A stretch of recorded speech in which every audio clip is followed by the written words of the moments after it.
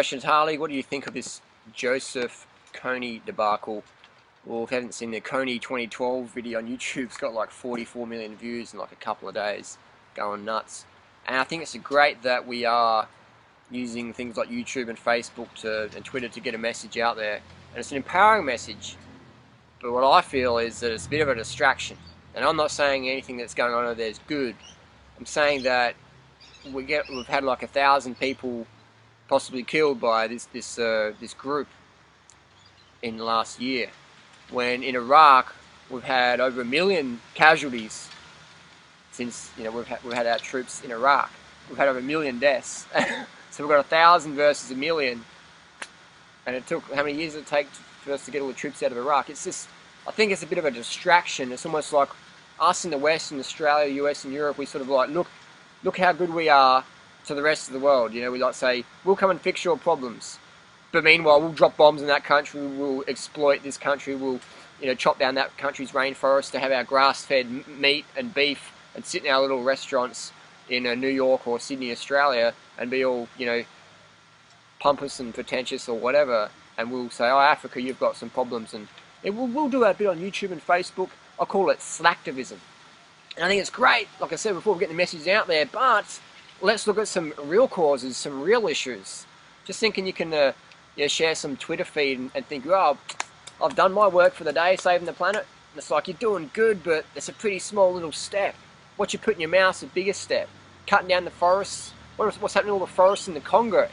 Like, we need the forests, we need the trees. People are cutting them down to grow grass-fed beef in the Congo, or in Peru, in Uruguay, cutting down the Amazon, so you're going to have your grass-fed meat. We're doing all this crazy stuff. We're dropping bombs in Iraq so you can drive your SUV to work when you can just ride your bicycle to work or whatever. So we've got all this distraction out there, and in my opinion, this Joseph Kony thing is just another distraction from what we could be doing regarding our diet or how we treat each other in our neighbourhood. Let's clean up our own neighbourhood before we worry too much about what's going on over there. Otherwise, we get into this complacency thing, like everything's okay because all the problems are overseas, when in actual fact the problems are often buried in our own backyard, in our own house, whatever.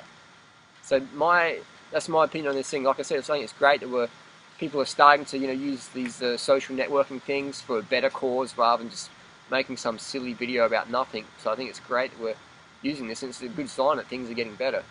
My only criticism is I think we should focus on bigger issues versus a small thing. It's like worrying about, someone spilt a bit of tea on your foot and you're flying in an aeroplane, but actually the aeroplane's about to crash. And you're like, look at this tea, Twitter, look at this tea I spilled on my... You're twittering on a plane, someone just spilled tea on my foot, yet if you look out the window, we're about to hit a big mountain.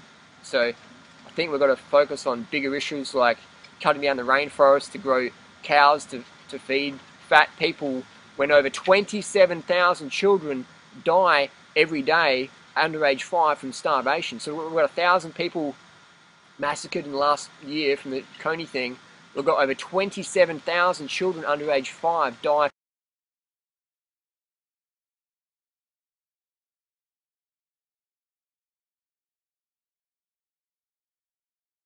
starvation, and that's just, I had to double check that because I was like, oh, that must be per year.